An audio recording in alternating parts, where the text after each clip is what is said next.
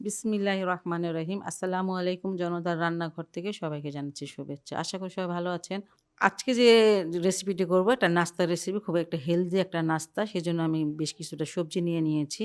এখানে আমি অর্ধেকটা গাজর কুচি করে নিয়েছি, ধুয়ে তারপরে কুচি করেছি। এখানে বড় সাইজের ২টা নিয়ে নিয়েছি আলু। আর এখানে আছে গ্রিন অনিয়ন কিছুটা, ৩ চামচের মতন হবে। আর এখানে আছে ২টা কাঁচামরিচ। ঝালটা নিজের মতন করে দিবেন।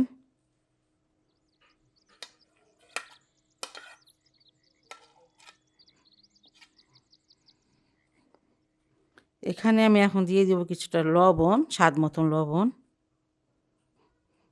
এখানে আধা চামচ আছে ব্ল্যাক পেপার, আধা চামচ থেকে একটু বেশি দিলাম। এখানে আমি দিয়ে দিলাম আধা চামচ শাহি মশলা, এটা শাহি গরম মশলাটা। আর এখানে দিয়ে দিলাম চাট মশলা, সেটাও আধা চামচ। আর এগুলো এখন খুব ভালো করে একটু আগে মিশিয়ে নেব। আচ্ছা, সবজিটা খুব ভালো করে মিক্স করে নিয়েছি। কিছুটা ময়দা দিয়ে দিব। অল্প অল্প করে মিশাবো, খুব বেশি দেওয়া যাবে না।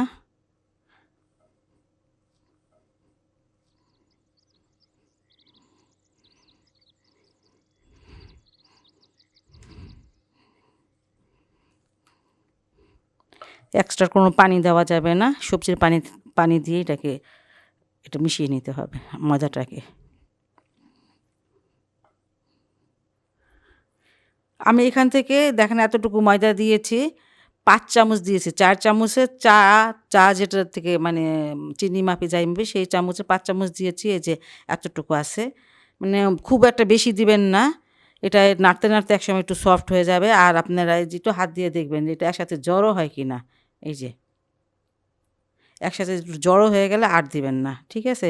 বেশি দিলে ভালো লাগবে না। যাই হোক, এটা আমার মাখানো হয়ে গেল। আমি একটা সাইড করে এটা রাখতেছি। নাস্তাটা বানাতে চলে আসলাম। এখানে আমি খুব অল্প একটু তেল দিয়ে দিয়েছি। আর এই যে এখানে আমি এটা দিয়ে দিচ্ছি। আঁচটা এই মুহূর্তে একদমই কম থাকবে, আর এমনিও কম আঁচে এটা ভাজতে হবে। আর আপনারা যখন ভাজবেন মানে একটু দেখে নেবেন যে মানে ময়দাটা ঠিক হয়েছে কি না, মানে আঠালো হয়েছে কি না, তাহলে কিন্তু ভাজাটা সুন্দর হবে। এবার আমি ডিম দিয়ে দিব।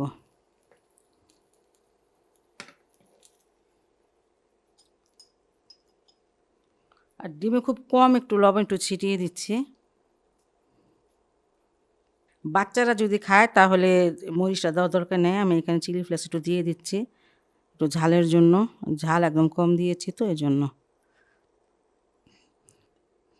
আর এটা এখন আমি ঢেকে দিব।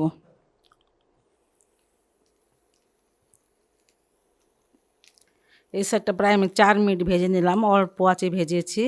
যখন দেখবেন যে এমন শক্ত হয়ে গেছে তখন আপনারা উল্টিয়ে দেবেন। এই যে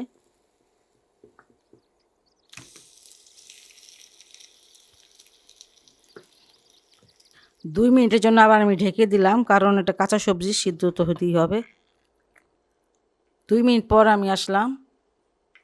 দেখেন মাশাআল্লাহ দেখতে কত সুন্দর হয়েছে। খুব সহজ এবং হেলদি একটা রেসিপি। আপনারা বাসায় অবশ্যই ট্রাই করবেন। আর যদি আমার এই রেসিপিটা আপনাদের ভালো লাগে তাহলে অবশ্যই আমার চ্যানেলকে লাইক করুন, সাবস্ক্রাইব করুন। সবাই ভালো থাকুন, সুস্থ থাকুন, নিরাপদে থাকুন, এই দোয়া করি। আল্লাহ হাফেজ।